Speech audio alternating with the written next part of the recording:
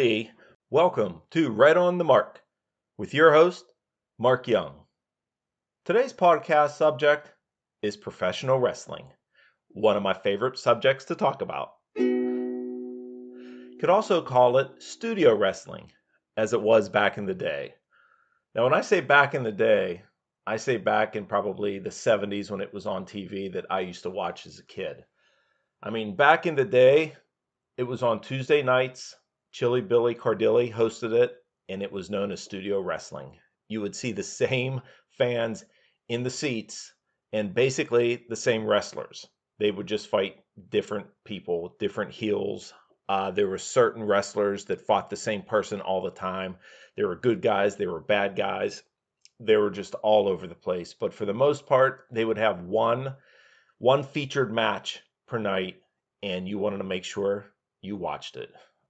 There were so many wrestlers back then. Besides the managers, there was women wrestlers, male wrestlers. There was wrestling magazines. It was really big back in the 70s. I know it started way earlier than that, but I kind of got into it in the 70s just because there wasn't much to watch back then. And when wrestling came on, everything else took a back seat. There were times when I would watch wrestling and there was certain matches that I couldn't miss. If I was leaving to go to the store with my mom and dad, if I was leaving to go to some type of function, I would have to work that around my wrestling schedule. That's right, I'd work it around the schedule. I can remember missing one and being so upset that we didn't have a VCR or a recorder to tape it that I'd have to wait till the next week to see highlights of it. That's just crazy. Nowadays, you could watch stuff an hour or two after it's over, but back then you had to wait for repeats or you have to ask somebody that watched it and they could tell you how it came out. There was this one match I could vaguely, or no, really, I could vividly remember. It was the Wolfman versus someone, and the match was so bloody that they actually had to put some masking tape on the TV screen, basically on the camera, so the people watching at home couldn't see the bloodbath that they were talking about and watching on TV. It was insane. The Wolfman just bit his people. He would bite them, he'd scratch them, he'd claw them. He would use any type of foreign object just to get the edge of it. And nobody wanted to wrestle him. He was kind of like George the Animal Steel. I can remember when George the Animal Steel would come to the ring. It wasn't Michael Buffer. It was another ring announcer that would actually run whenever George the Animal Steel came to the ring. I think he was managed by Captain Lou Albano, and he couldn't contain him. Couldn't contain George the Animal. He would take off his shirt, and he'd have all type of fur on him. He'd have a green tongue. He wore a turtleneck. I want to say like a white turtleneck to the ring. And he would chase the ring announcer. He would bite the turnbuckle, eat the stuffing, and he would just go berserk over his opponent. And he would scare his opponent into not even fighting him. And George the Animal still would actually win by default because his opponent just wouldn't show up. He'd run right back to the dressing room. I could still remember this day trying to imitate him. My brother does a really good George the Animal still. He does with the neck, the neck twitching and the "Ahoo, ahoo." I could do it, but my brother could do it probably the best. But back in the 70s, there was a lot of big names back then. I can go through a list of wrestlers that I'm not even sure if you've heard about it, but this was back in the day. It was called WWF. It was like Worldwide Wrestling Federation. It was like that for probably, I don't know, 30 or 40 years before they changed it to the WWE just for legal matters.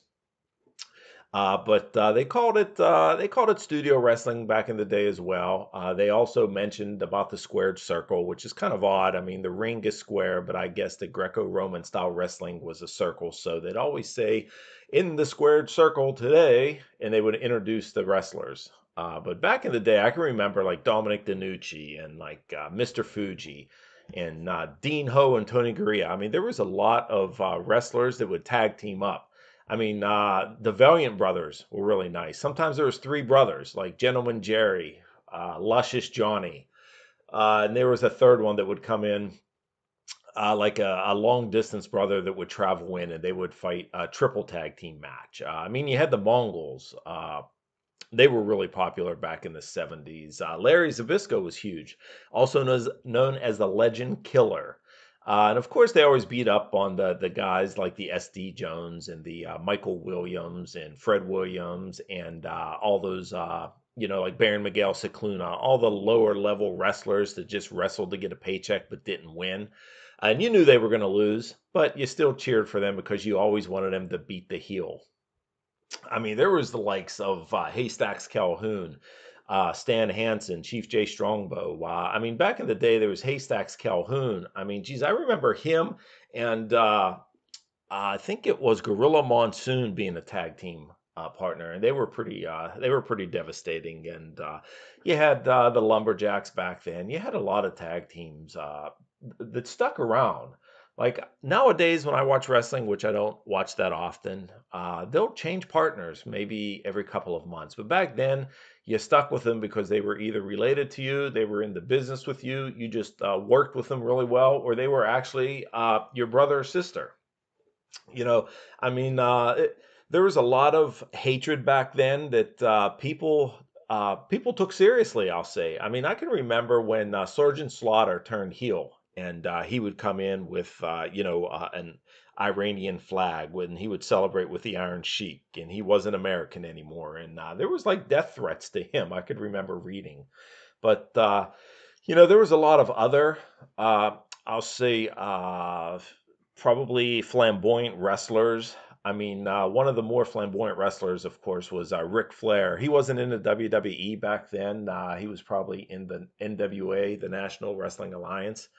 Uh, and you didn't hear much of Ric Flair back in the day, but he was more Southern. You always look for new talent and try to bring them into WWE. But back then in the 70s, there was a lot of regional wrestling. So there was probably 20 stations. Right now, McMahon cornered the market with WWE. I think there's just that and maybe one or two other really low level wrestling associations. But back then, there was probably, I don't know, 10 or 12 of them. You'd have like Southeast, Florida wrestling. I remember staying up till 1 o'clock in the morning just to watch some of the West Coast wrestling, just to see what type of new talent it is. I remember one of Hulk Hogan's first wrestling matches before he became really famous.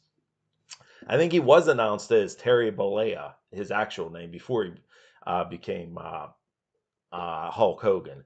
But one of my more memorable matches that I can remember as a kid, and I'd watch it with my brother a lot, and my brother Mike would comment, and would like similar wrestlers, and sometimes we didn't. I can remember him and I were watching one when Gorilla Monsoon was wrestling, and in the audience, in the front row, was Muhammad Ali.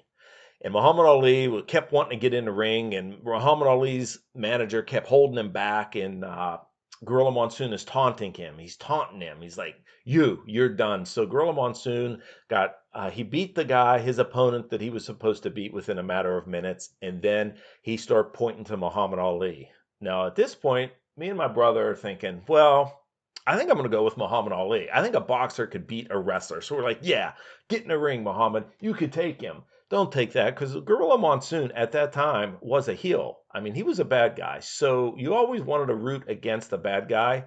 I mean, later on, a few decades later, I might have rooted for the bad guy because it was fun. But back then, uh, it was more, I guess it was more socially accepted to just like the good guys and naturally hate the bad guys. So we did. We hated the bad guys, and we wanted to see Gorilla Monsoon get his butt kicked.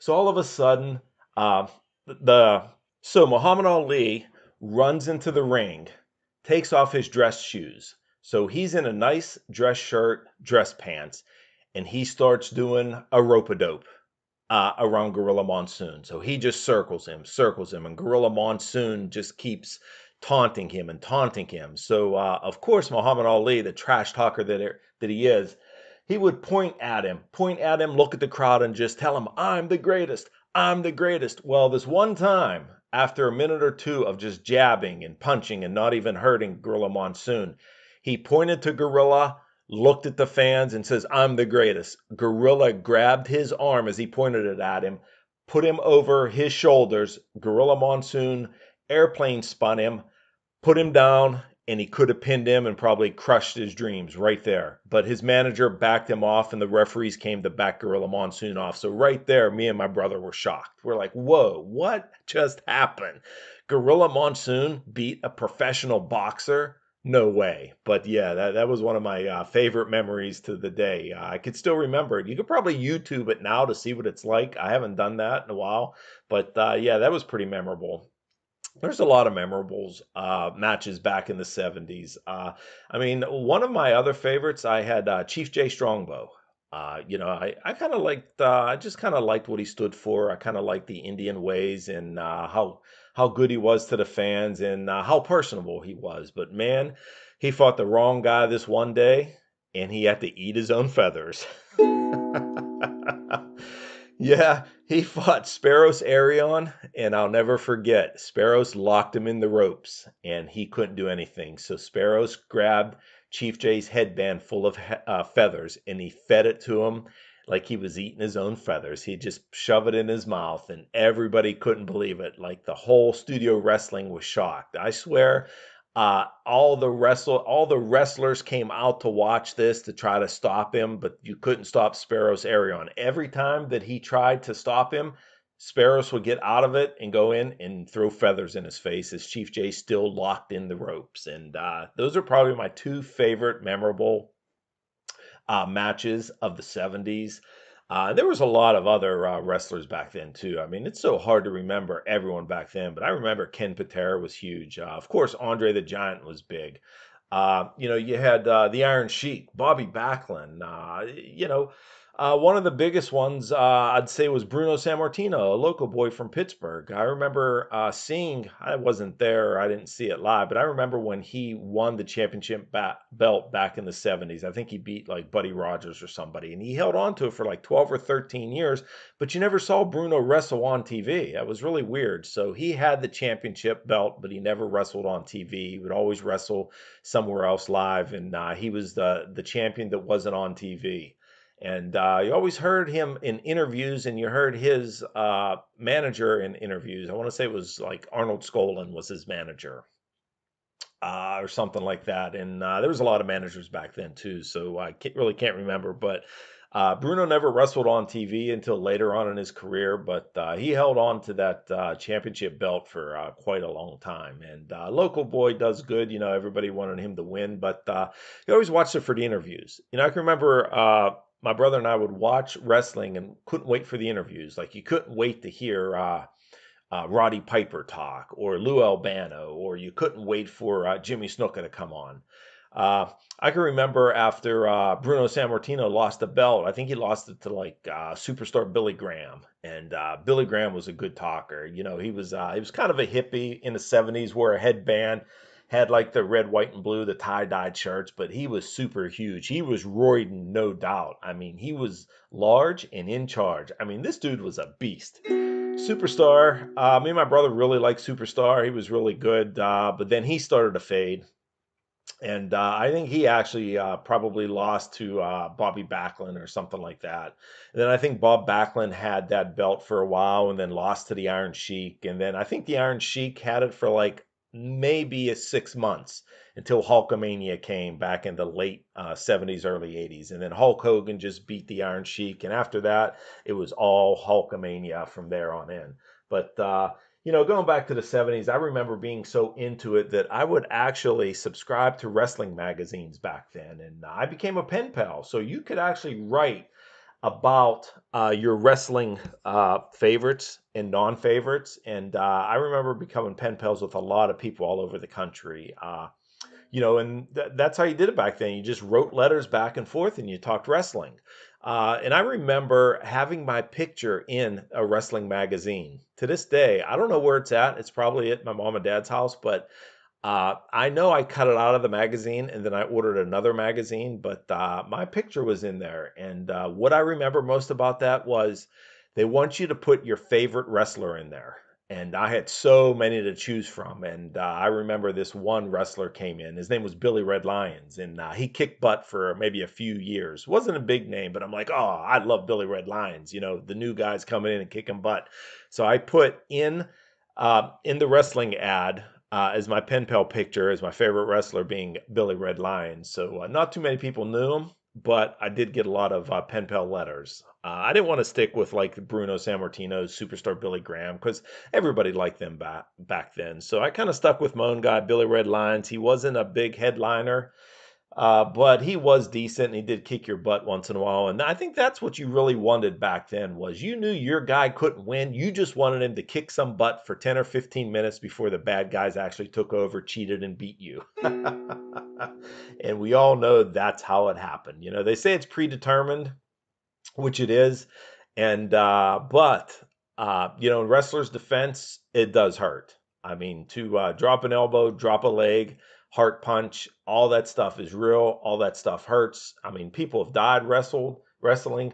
People have broken legs wrestling, broken arms. I mean, it does hurt. Just because people say it's fake doesn't mean you don't get hurt. You definitely do get hurt, and there is pain. But you know, it was just really something fun to watch back in the day. You know, so I actually did grow up with you know, the studio wrestling, and I remember it was on Tuesdays, and you know, the lovely Kim says that her sister, Chris, used to watch it. So I don't know if she used to be, if she would watch it every Tuesday night like myself and was a fanatic like myself. But man, I sure didn't want to miss a match. You know, some of those wrestling matches started at midnight, and man, I'd try to stay up till midnight, and sometimes I did, sometimes I didn't. And if I didn't, I'd wake up the next day and I'd be so mad at myself because I couldn't make it till midnight. Yeah, I thought that was kind of funny. That you know, my bedtime as a kid was probably 9 or 10 o'clock, but staying up till midnight was crazy, and I couldn't do it all the time. But sometimes I did, and the times I did, I really loved it. You know, moving on into the 80s, I mean, that was just a whole different culture. I mean, you had different wrestlers, you had a different, probably different personalities that transitions from the 70s to the 80s. You know, the decade before and after the 80s is also different. I mean, it's just different generations. I mean, I can remember the 80s. Obviously, Hulk Hogan took over WWE because that's what they ran in Pennsylvania was WWE back then. You couldn't watch NWA. There wasn't too much of the Georgia wrestling and the stuff out west. You really didn't see too much. So I thought at that time wrestling in the WWE or WWF, whatever you want to call it, was probably the best talent out there. You know, the best talent of any, probably of any wrestler, just because that's what I grew up on. Not knowing the Arn Andersons of the world, the Telly Blanchards of the world, the Ric Flair of the world, the Four Horsemen of the world, not knowing what they were and what they stood for and how powerful they were. I mean, when they came to the WWE, I saw that firsthand. I'm like, whoa, these dudes are legit. They are the Four Horsemen. So I kind of got into that. There always was, and there always will be. Who was better, Hogan or Ric Flair? I thought in my mind, growing up, without a doubt, was Hulk Hogan. No way, no how. Ric Flair, tiny, well, not tiny Ric Flair. I mean, he was 6'1", but Hulk Hogan was 6'8", 305 pounds. You know, Ric Flair was 6'1", 220, 225. So there's no way he could beat Hulk Hogan. And I remember them fighting. I remember them fighting. And I believe Hulk Hogan did win in the very first match. But then I think they wrestled 2 or 3 times after, and they flip-flopped, you know, Flair and Hogan. They'd each take turns winning. But I thought as a kid in my mind, Hogan was the best. Now I see interviews, and it kind of changed my mind. It kind of blew my mind, actually, that Hulk Hogan admits that he was nowhere near Ric Flair's league. There was just no way he was better than Ric Flair. Ric Flair used to sell everything. He would sell whenever he was hurt. He'd sell whenever he was in control. He would sell that he was in charge. He was just the man to sell, and nothing was choreographed with him. He did everything, from what I understand, everything on the fly, which is incredible because he had so many maneuvers. I mean, obviously he had the woo, and he had the chop across the chest, you know, and the strut for sure.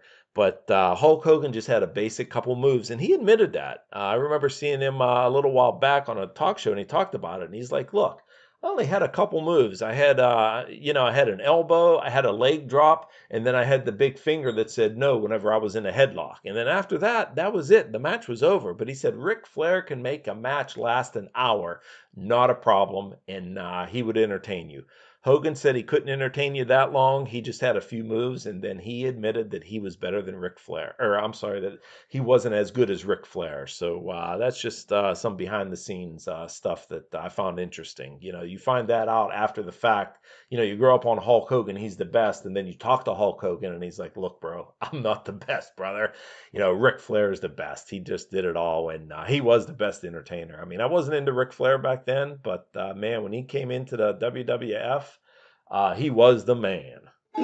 Without a doubt. There's a lot of other ones back in the 80s too. I mean, Ricky Steamboat was popular, Randy Savage, Macho Man, Sergeant Slaughter, or as Freddie Blassie would call him, Sergeant Slider. You still had George Animal still, you had JYD, the Iron Sheik was still around even after he lost. Another big favorite of mine was Roddy Piper. He wore the kilt and he was a bad guy. He had the hot rod shirt. Me and my cousin Ricky would always root for him and go see him fight. It was always a good time. I went to a lot of matches as a kid, and I'd go with the lovely Kim as well. I'd go with my family, and we would go watch him wrestle. And my mom would actually get us front row tickets. So we would actually go see my favorite wrestlers in the front row. And then the best part of this is after the matches, we would go to the hotel lobby where they were staying or the hotel restaurant where they were staying, and we'd actually go see him, meet him, greet him, take pictures. And actually, the lovely Kim touched the 32-inch pythons of Hulk Hogan. So to this day, she tells that story that she was able to grab Hulk Hogan's arm. Now, I've met Davey Boy Smith. I've met Greg the Hammer Valentine. I seen Hulk Hogan. I just said hi. Stuff like that. But I've never really touched any of them. But you always have your guys that always want to, show off and maybe fight them in a lobby or a restaurant or a bar or something like that. But the lovely Kim to this day, she touched the Hulkster's arm, and I tell you what, she said it was a python. Oh, man, I tell you what, Roddy Piper, he was one of my favorites in the 80s. I mean, he had what was known as Piper's Pit. I mean, Piper's Pit was whenever he took control of it and he would interview whoever he wanted. And his voice was great. He could interview anyone. And I remember reading Hot Rod's book. And in his book, he always said every state he visited and he wrestled, he would roll down the windows at that time and he would scream out, "Minnesota, I'm coming to get you." Or if he drove through California, "California, I'm coming for you."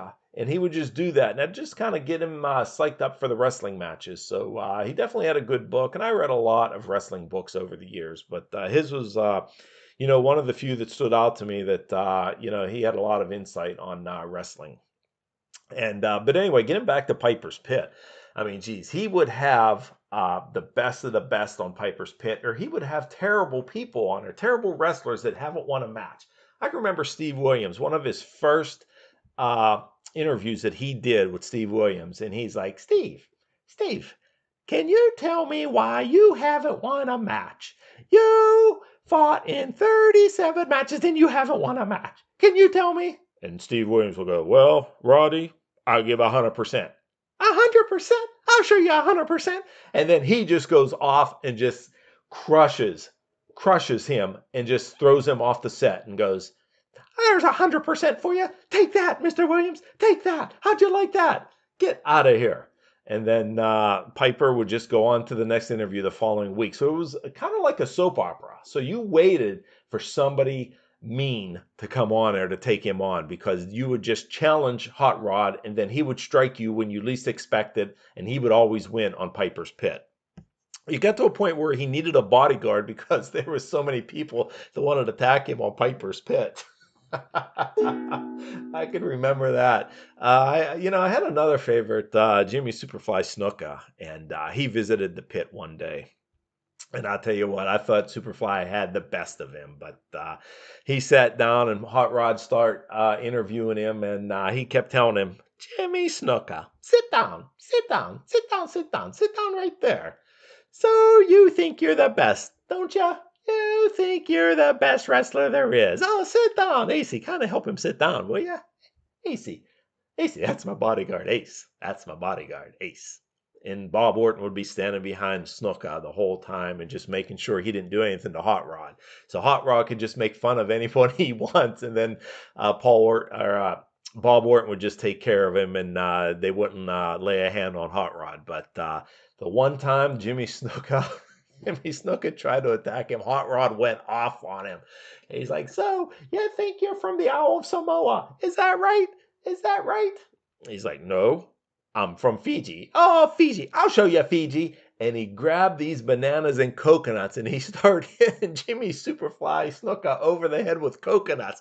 He busted his head. He's bleeding everywhere. Ace is hitting him too. He's hitting him with the chair. He's hitting him with the set. They rumble. They start fighting and just Hot Rod just takes his belt off and just starts whipping Superfly and beating him and beating him. And Superfly couldn't do anything. The whole set is knocked over. AC is just beating him as well, and he's beating him into a bloody pulp. And then at the end, he's like, "Well, well, well, Superfly, you're not so good after all, are ya? Let's get out of here, AC." Oh, that was great. That was a classic Piper's Pit. And, Piper's Pit was really good. He had a lot of good entertaining there, but that wasn't the only one. I mean, heck, Adrian Adonis had the flower shop. I honestly think what started it all was Jesse the Body Ventura and the Body Shop, because you couldn't come into the Body Shop and take over. I mean, Jesse the Body was a character all on his own. I mean, he was part of the East-West connection with Adrian Adonis. Until Adrian Adonis went rogue and just fought on his own and had his own show, The Flower Shop. Those two were unstoppable. I don't know how many tag team championship belts they won, but yeah, Jesse the Body was big. I mean, he was big, and his voice was the best. And his character, part of that wrestling personality is how charming and just how witty you are with the sayings that you do. I mean, he was so good that he became an announcer afterwards, along with Vince McMahon. And Jesse the Body had so many sayings, and there's just so many things that he would say that's off the wall. That he had his big boa around him. He was huge. He was roiding at the time, and he was also a movie star. I mean, one of my favorite movies, Predator, he was in, and they killed him all too soon. But I think they had to, just because if you didn't kill Jesse the Body in that movie, I think he would have took over over Arnold Schwarzenegger for sure. So I think that's why they killed him off early. But he was a huge character, and I just loved him for that. But I mean, there was a ton of other ones. I mean, Paul Orndorff was big back in the day. Greg the Hammer Valentine, the Lumberjacks, Brutus the Barber Beefcake. Are you kidding me? Come on. All these wrestlers, there was just so many at Vince McMahon's repertoire that he could use and put a show on at any point in time. Now, these wrestlers, from what I understand, wrestled almost every night, if not every night, every other night. I remember one of the wrestlers saying, "I only get 2 days off a year." Ric Flair traveled. He probably went through 3 or 4 marriages because he was never home. He had a lot of family problems, but Ric Flair was a show for sure. There was a lot of managers too. I failed to mention some managers in the beginning, but I did talk about Arnold Skaaland. But I mean, you had some old managers back in the 70s. I mean, the Grand Wizard that comes first to mind back then. Lou Albano, of course, and Classy Freddie Blassie.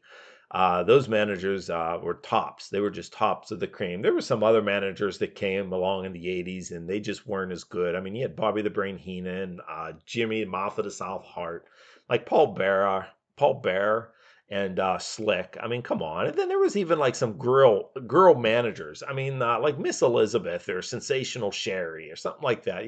They're just a bunch of knockoffs that want to be in wrestling that aren't really in wrestling. I mean, to me, and to probably a lot of people in my generation, I'd like to say that Classy Freddie Blassie, Lou Albano, and probably the Grand Wizard are the top 3. I mean, Arnold Skaaland was there, but he wasn't mouthy. You know what I mean? So those are the top 3 in my book. And I'd like to hear what's the top 3 in your book. I mean, there's a lot of wrestlers out there. I'd like to hear your favorite wrestlers. And if you could comment below, that'd be great. There's probably a lot of memories that you have as I talk about going down memory lane with these wrestlers. I'm sure there's a lot of wrestling that I missed through the years. I'm sure there's a lot of wrestlers I failed to mention through the years. But this is really, really interesting to me, and it was fun. I mean, it's part of my childhood that I'll never forget. And I tell my kids this all the time that wrestling never leaves.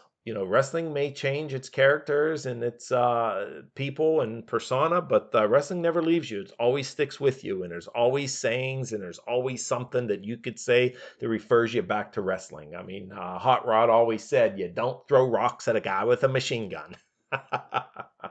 That's pretty funny. I mean, there's so many sayings out there that that's for another podcast. I can go on and on about that. But that's about it for now, folks. I hope you enjoyed this podcast about wrestling through the years. I know I had a lot of fun talking about it. I hope you did listening. So don't forget to like, subscribe, and tap the bell and leave your comments below. See you next.